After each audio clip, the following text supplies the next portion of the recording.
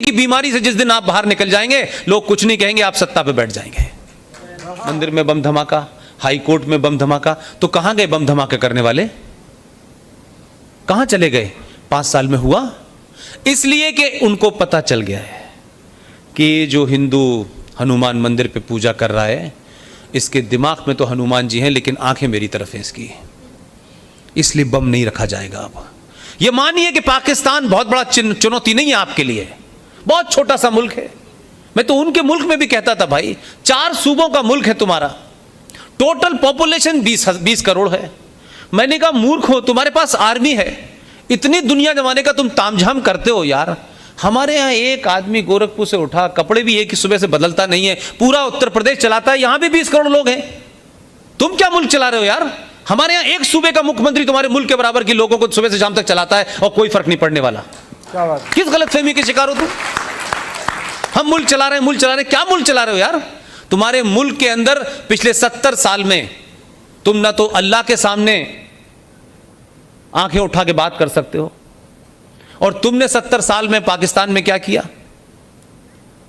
पाकिस्तान में आज ये स्थिति है कि 70 साल में सबसे पहले जब आजाद तथाकथित तौर पे जब देश बटा था, तो पाकिस्तान की टोटल ब्यूरोक्रेसी के अंदर जो सबसे ज्यादा एलीट लोग थे वो भी मुसलमान थे, लेकिन वो सर्टिफिकेट नहीं इशू हो रहा था पाकिस्तान से कि ये मुसलमान हैं। तो सबसे पहले आपने क्या काम किया? वो पढ़े लिखे लोग थे, मुसलमान थे, वो भी नमाज पढ़ने जाते थे, लेकिन सिर्फ इतना ही फर्क था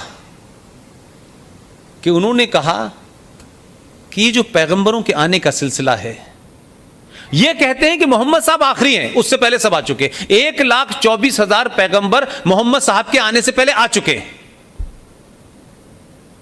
तो उससे पहले तो इस्लाम था नहीं, तो पैगंबर कहां थे, कौन कौन से थे?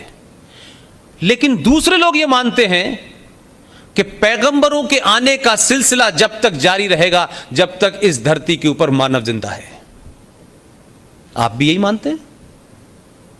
तो उन लोगों का कहना यह था कि भाई हमारे भी आए हैं, हम इनको भी मानते हैं, उनको भी मानते हैं, लेकिन इनको भी मानते हैं। उनका नो, हमने मुल्क बनाया है। तो पहली फुर्सत में जो पाकिस्तान की ब्यूरोक्रेसी थी, उसमें जो सबसे पढ़े लिखे लोग थे, उन्हें हम अहमदिया कहते हैं, उनको आपने गैर मुस्लिम घोषित कर दिया कि ये मुसलमान नहीं हो सकते। यानी दुनिया की पहली ऐसी कौम है कि जिस कौम का रहबर यह कहता हो कि अगर तुम्हें इल्म लेने के लिए, उस जमाने चीन जाना बड़ी बात मानी जाती थी कि इल्म लेने के लिए, शिक्षा लेने के लिए अगर तुम्हें चीन जाना पड़े तो जाना। उसके मानने वाले ऐसे मैंने जाहिल पहली बार देखे हैं कि जिसके पास शिक्षा है, जो दानिश्वर है, सिर्फ इसलिए कि आप जाहिल हैं, वो पढ़ा लिखा है, तो उससे सीखने की जगह आपने कहा नहीं, आप मुसलमानी नहीं है, आपका कत्ल वाजिब है। तो पाकिस्तान में अहमदियाओं को मारना जस्टिफाई है धार्मिक तौर पे। वहां से आगे बढ़े तो शिया आ गए, वो भी पढ़ी लिखी कौम थी। तो आपने पाकिस्तान में शियाओं को गैर मुस्लिम घोषित कर दिया है। तो आखिर कौन है ये? कौन लोग है भाई? जिस पाकिस्तान को बनाने के बाद बड़े खुश थे कि अब तो हमारी हुकूमत होगी, अब तो हम पूरी दुनिया, और अब तो ये मानते हैं कि पाकिस्तान को अल्लाह ने बनवाया है। अब ये अल्लाह से कब उनकी बात हुई पता नहीं, और बनवाया है तो किस लिए बनवाया अल्लाह ने ये नहीं बताया। तो अब वहां की स्थिति यह है भाई कि अगर भारत 6 महीने पाकिस्तान का नाम न ले, सिर्फ नाम न ले पाकिस्तान का 6 महीने में, तो आप सोचिएगा इतनी सिविल वार होगी कि आप देखते रह जाएंगे।